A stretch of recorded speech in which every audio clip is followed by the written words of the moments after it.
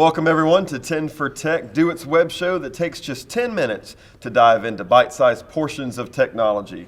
Today on 10 for Tech, our guest is Bob Orr. Bob, welcome to 10 for Tech. Thank you for having me, John. Absolutely. So what are we going to look at today? We're going to look at the use of Blackboard Collaborate. And I want to share a couple of things that I've been using it for in my class last semester in terms of helping my students use technology. Great. Well, let's dive right in. Okay. If you'll look at my screen, if you'll notice what I have here is a typical Blackboard course. This is my course from last spring. And actually what we're looking at here is the course on someone else's computer. What I've done is I've gone into Collaborate, I've set up a live session, and then I've had one of my students come in through Blackboard, through the normal processes, and come into the live session. So now they can hear and we can share each other. I could actually share my video, and we could conduct a one-to-one session, point-to-point in real time. What I really like about this is I'm actually looking at the student's desktop right now, and I can actually control the student's desktop with their permission. Now remember, there's a series of steps you go through. They are not complicated, and we can certainly help folks go through those steps and learn those steps. And the student gives permission, and then I can actually control their desktop. Notice I am going to switch over and control and move to a Word document. This is a Word document on the remote site, and I can actually type and delete text or do whatever I need to.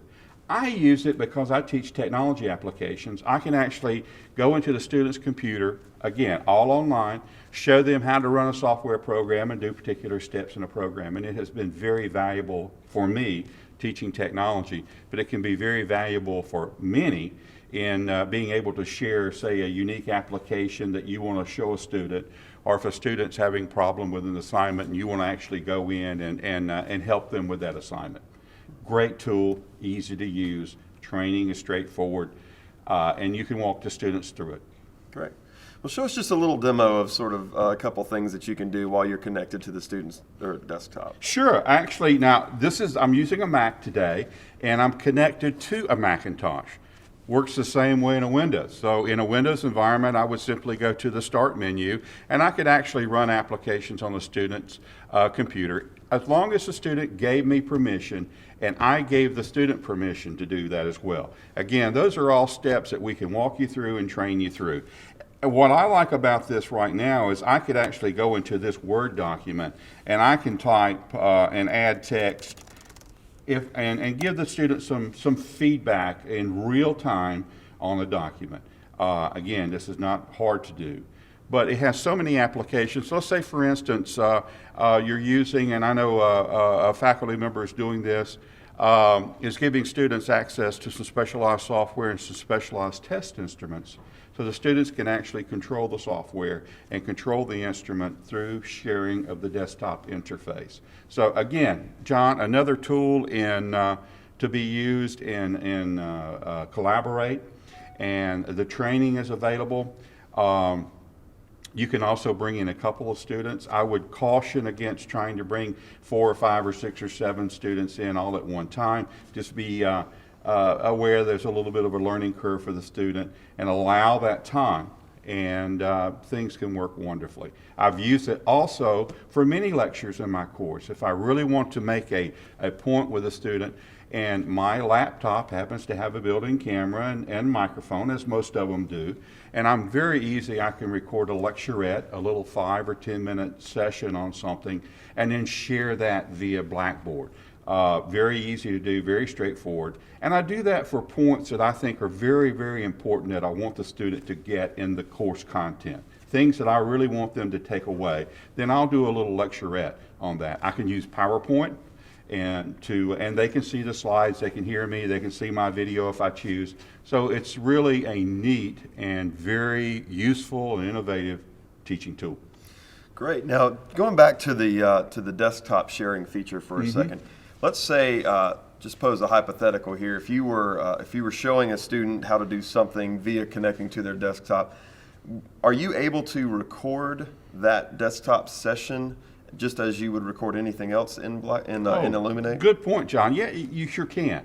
And that's what's nice about it, in that so many times as instructors, we're seeing the same questions come up over and over and over again.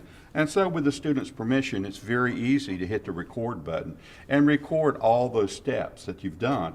And then when you get done, you name it, and it goes right into Blackboard as a recorded Illuminate session. Send an email out to the student, say, hey, there's a new tool, visit this session.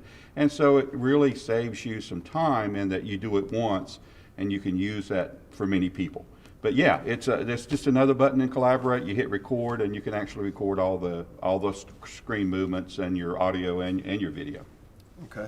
Now, how would a faculty member receive training on this type of implementation? Well, we're doing a number of training sessions within the IVF, within our Blackboard group.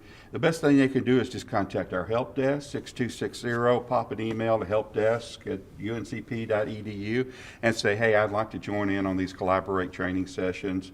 One-on-one sessions are available. There's scheduled sessions. And we've got a number of resources, a number of individuals who can help.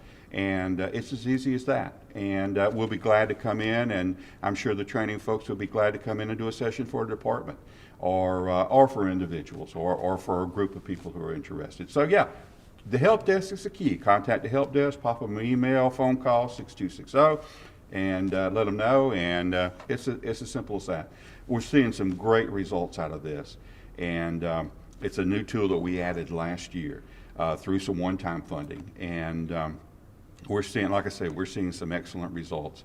And it's just a really good way to interact with students. It's another tool in our teaching toolkit, if you will, in our arsenal for getting our content across to students in a very, and this can be in a very interactive way and create some very active learning environments for our students, which they enjoy, and they enjoy the technology as well. And they're able to do it from home. Now, I realize in the past there's been some bandwidth issues, but we're seeing those, just the movement of the technology, the movement of the cellular industry, so on and so forth, is getting faster and faster with 3G and 4G and things like that, and with broadband access to the homes. And so while we still have a few problems in some areas, they're not nearly as widespread as we used to have. So students do have, my students have had the technology and the bandwidth at home to do this, and in previous courses that I've taught.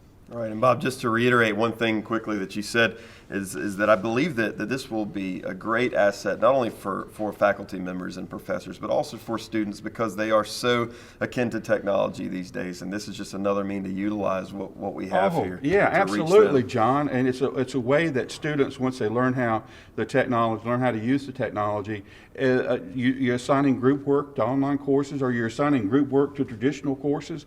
It gives, the technology provides them a tool for come together, and as they can do this too, and do collaborative writing and collaborative assignments and that group work. There is a little bit of learning curve for them. Our trainers will provide some of the training for that. But yeah, absolutely, it's for student groups. It gives them a tool to get together, and if they're living in diverse places, it gives them an opportunity to come together and work as a team. So it sounds like the days when we had to physically meet with our groups are not an absolute requirement anymore. No, yeah, but that face-to-face or that one-to-one personal contact, whether we're using a technology or face-to-face, it's just so important. Those connections are so important, and this is just a way to provide those connections in using technology and addressing that people do live in different places, and sometimes they can't all come together at a time. And it's just another tool in the teaching toolkit, and one that's been very effective for me. And I'm hearing stories from other faculty who are really enjoying the technology as well. Great. Well, Bob, thank you so much for being with us today on 10 for Tech. If you guys out there have any questions about Blackboard Collaborate, the desktop sharing feature, or any of the topics covered on 10 for Tech, you can contact me, Jon Lloyd, at 4133 on campus, or you can email me at jonathan.lloyd@uncp.edu. Once again, thanks for joining us today on 10 for Tech, and remember, it's really not that hard.